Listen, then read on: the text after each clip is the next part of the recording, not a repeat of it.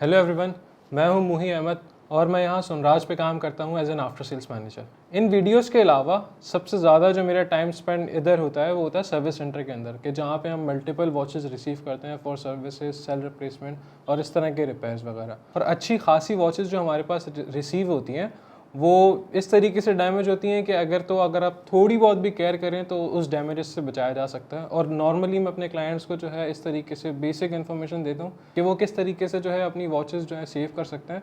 तो मैंने कहा क्यों ना इसके ऊपर एक वीडियो बना के एक ब्रॉडर ऑडियंस को बताया जाए, क्योंकि टू माई सरप्राइज ये बेसिक इन्फॉर्मेशन भी वास्ट मेजोरिटी को पता नहीं होती। तो मैं चाह रहा था कि इस मीडियम के थ्रू मेजोरिटी ऑफ ऑडियंस को बताया जा सके कि वो क्या सिंपल स्टेप्स ले सकते हैं कि जिनकी वजह से उनकी वॉच जो है एक अननेसेसरी डैमेज से बच सकती है। सबसे पहले हम डिस्कस करते हैं वाटर रेजिस्टेंसी। वाटर रेजिस्टेंट अमूमन आपको भी पता होता है कि वाटर रेजिस्टेंट होती है वॉच, और वॉच के डायल पे, वॉच के केस बैक पे, मैक्सिमम वॉचेस पे लिखा होता है कि ये कितने मीटर तक के वाटर रेजिस्टेंट है। कभी इसमें बार की सूरत में लिखा होता है, कभी इसमें एटीएम की सूरत में लिखा होता है। ऑल्दो मेजॉरिटी वॉचेस के ऊपर ये चीज़ लिखी होती है क्लियरली, लेकिन फिर भी ये वाटर रेजिस्टेंट जो रीडिंग होती है एक ईजिली मिसअंडरस्टूड कॉन्सेप्ट होता है। लोग समझते हैं कि अगर उनकी वॉच पे लिखा हुआ है 100 मीटर वाटर रेजिस्टेंट तो वो डीप डाइव कर सकते हैं और मतलब कि 100 मीटर जा के जो है वो उस वॉच को यूज़ कर सकते हैं, जबकि ऐसा नहीं होता है। इसकी सिंपल एग्जांपल इस तरीके से होती है कि जो आपको रीडिंग दी होती है आपकी वॉच के अंदर 100 मीटर जो लिखा होता है, उसका मतलब ये होता है कि आपकी वॉच अंडर वाटर 100 मीटर का जो प्रेशर होता है पानी का वो रेजिस्ट कर सकती है।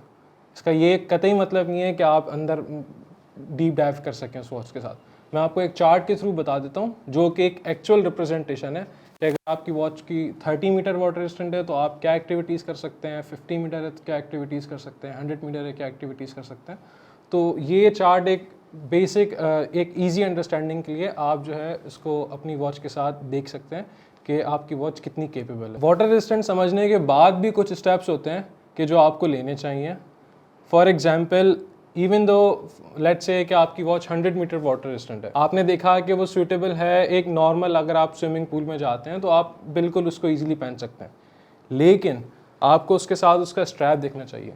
अगर तो वो रबर के अंदर या स्टील के अंदर है तो बिल्कुल बेसिकली आप उसको पहन सकते हैं, लेकिन अगर वो लेदर के अंदर है तो लेदर को आप कभी भी पानी में इस्तेमाल ना करा करें, क्योंकि जो है लेदर बहुत जल्दी ख़राब हो जाता है पानी से। और ऑल्दो आपकी वॉच कुछ ख़राब नहीं होगा, लेकिन आपका लेदर जो है वो बहुत जल्दी ख़राब हो जाएगा। तो आप इस चीज़ का भी ध्यान रखा करें। इसके अलावा अगर आपकी वॉच के ऊपर कोई भी वाटर रेजिस्टेंसी मार्किंग दी हुई है और उसके साथ साथ उसके अंदर स्क्रू डाउन क्राउन दिया हुआ है, तो आप वाइंड करने के बाद मेक श्योर करें कि वो हमेशा स्क्रू डाउन रहे, क्योंकि ये बहुत इंपॉर्टेंट फैक्टर होता है। नहीं तो जो है पानी चले जाता है वॉच के अंदर और वॉच आपकी ख़राब हो जाती है। नाउ यू अंडरस्टैंड कि आपकी वॉच जो है कितनी केपेबल है। आप जो है चार्ट के थ्रू अपनी वॉच को मेजर कर सकेंगे कि कितनी एक्टिविटीज़ जो आप उस वॉच के साथ कर सकते हैं। इसके अलावा आपने मेक श्योर कर लिया कि उसके ऊपर रबर स्ट्रैप या स्टील ब्रेसलेट लगा हुआ है, लेकिन फिर भी आपको विंटेज वॉचेस के साथ और ज़्यादा एहतियात करनी चाहिए, क्योंकि विंटेज वॉचेस के अंदर विद टाइम जो है थोड़ा बहुत मेटल इरोड हो जाता है, तो उसमें थोड़ा बहुत चांसेस होता है कि उस इरोडेड मेटल के थ्रू जो है घड़ी में पानी चले जाए। इसके अलावा वॉचेस को जो है एक प्रॉपर आपको समझना चाहिए कि आपकी वॉच किस कैपेसिटी की है, किस जॉनर में फॉल कर रही है और किस स्पोर्ट्स एक्टिविटी के लिए जो है वो सूटेबल है, तो उस हिसाब से आप अपनी वॉच को इस्तेमाल करें। मैं बिल्कुल एस्थेटिक्स के ऊपर बात नहीं करूँगा। एस्थेटिक्स के लिए आप हमारे डिफरेंट वीडियोस हैं वो देख सकते हैं कि वेडिंग पे आपने कौन सी वॉच पहननी चाहिए, स्पोर्ट्स में कौन सी वॉच पहननी चाहिए। मैं फंक्शनैलिटी पॉइंट ऑफ व्यू से बता रहा हूँ। फॉर एग्जांपल, किसी लेडी ने एक नाइस सा पेंडेंट लिया है, उन्होंने बहुत पैसे स्पेंड किए हैं, अपने हार्ड एंड मनी स्पेंड किए, खूबसूरत सा उन्होंने पेंडेंट इस्तेमाल किया, लेकिन वो उस पेंडेंट को पहन के जो है फॉर एग्जांपल कराटे क्लासेस ले रही हैं। तो आप मतलब आप समझ रहे हैं कि ये मेक श्योर है कि कराटे क्लासेस के अंदर वो पेंडेंट भले आपने कितने भी पैसे स्पेंड किए वो ख़राब होगा, वो टूटेगा। तो सिमिलरली आप अपनी वॉचेस के साथ भी इसी तरीके से पहने।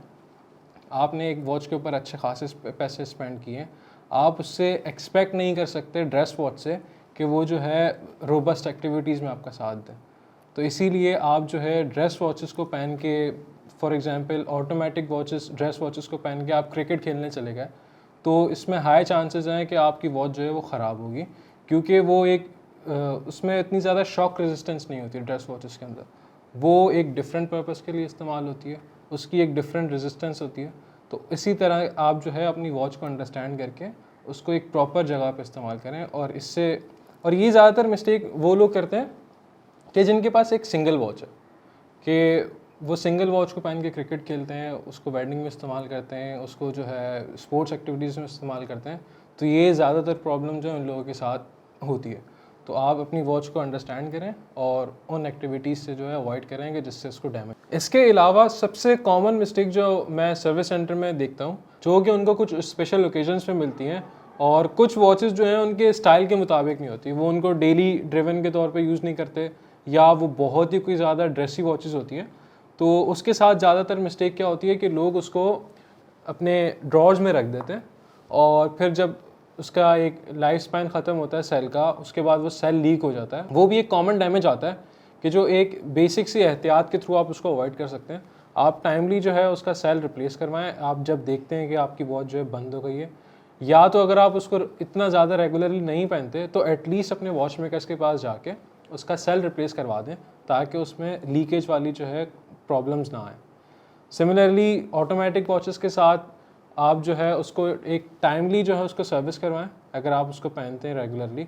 एक स्वीट स्पॉट, एक जनरल रूल ऑफ थंब होता है कि आप 5 से 7 साल के अंदर जो है अपनी वॉच को सर्विस करवाते हैं।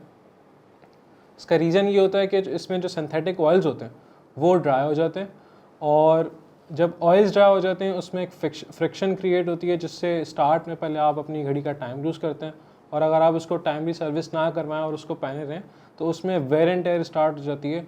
और अनफॉर्चुनेटली अगर तो वो विंटेज वॉच है, आपसे कोई सेंटिमेंटल वैल्यूज़ अटैच हैं उस वॉच के साथ, और उसके फॉर इंस्टेंस कोई पार्ट डैमेज हो जाते हैं, उसके गियर्स में प्रॉब्लम आ जाती है, तो उसके पार्ट मिलना भी जो है एक हेक्टिक हो जाता है, उसका पार्ट्स मिलना भी मुश्किल हो जाता है विंटेज वॉचेस के लिए।